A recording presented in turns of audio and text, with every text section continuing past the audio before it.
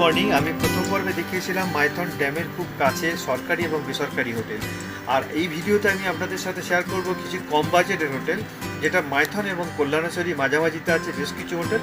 এবং ড্যামের একটা সাইড থেকে দেখতে পাচ্ছেন আমরা যাচ্ছি মাইথন ড্যামের একটা সাইডে, এই সাইডে কিন্তু পড়বে একটা ভালো হোটেল পড়বে দিয়া গেস্ট হাউস, যে হোটেলে আমরা গিয়েছিলাম, কথা বলেছিলাম। তো ভিডিওটা আপনারা শেষ অবধি দেখবেন, আশা করি ভালো লাগবে এবং বেশ কিছু তথ্য আপনাদের জন্য থাকছে। তাহলে ভিডিওটা দেখতে থাকুন। চলুন, দেখছেন দিয়া গেস্ট হাউস। আমরা এখন যাব এই দিয়া গেস্ট হাউসে, আমরা যাব, এখানে কোনো রুম আছে কিনা দেখবো, আর যদি রুম থাকে সেই রুমের কত ভাড়া আমি সবটাই আমি দেখাবো, জানাবো। যেখানে কি রুম আছে? আমাদের 3টে রুম লাগবে। এসি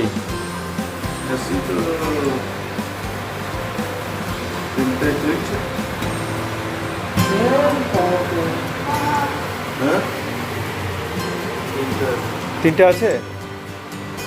এসি তো 3টা আছে, কিন্তু একটা এসি তো বালকনিটা বলা আছে। হ্যাঁ, কটা চলবে? 2টো চলবে। তো এসি রুমের ভাড়া কত?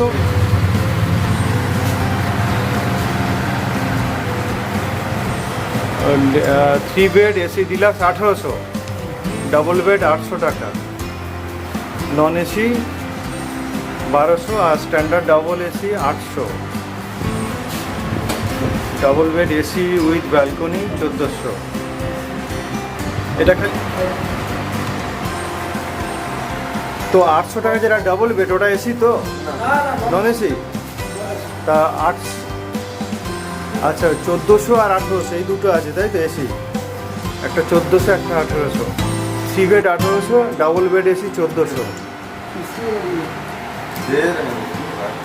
আর এর সাথে আমরা যেমন যেমন ফুডিং চাইবো, ধরুন আপনারা এখানে ফুডিং দিয়ে দেবেন তো, যেটা বললে?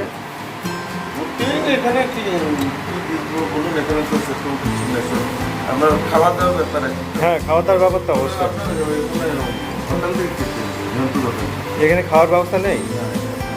ও, এখানে খাওয়ার ব্যবস্থা না থাকলে তাহলে আপনি যদি 3টা এসি নিবেন শান্তিনিবাস থেকে। শান্তিনিবাস কোথায়? ওখানে ওই পাশে আছে শান্তিনিবাস। আচ্ছা, ওখানে 3টা এসিও পেয়ে যাবে, ওখানে ফুডিংও পেয়ে যাবো। আচ্ছা আচ্ছা আচ্ছা আচ্ছা, থ্যাংক ইউ। আর এই ইয়া গেস্ট হাউস থেকে যখন জানতে পারলাম যে এখানে শুধু থাকা যাবে, খাওয়ার কোনো ব্যবস্থা নেই, এবং এখান থেকে আমাদের বলেই দিল, শুনতে পেলেন আপনারা, যে হোটেল শান্তিনিবাসে চলে গেলে ওখানে সব কিছু ব্যবস্থা হয়ে যাবে। আর তাই চলে গিয়েছিলাম আমরা, সেই ভিডিও আমি আপনাদের সাথে আগের পর্বে শেয়ার করেছি। এখন আপনারা যে হোটেলগুলো দেখছেন, এটা আছে মাইথনের যে কল্যাণেশ্বরী মন্দির আছে এবং মাইথন যে ড্যাম আছে, তার মাঝামাঝি রাস্তাতে পড়বে এই লজগুলো।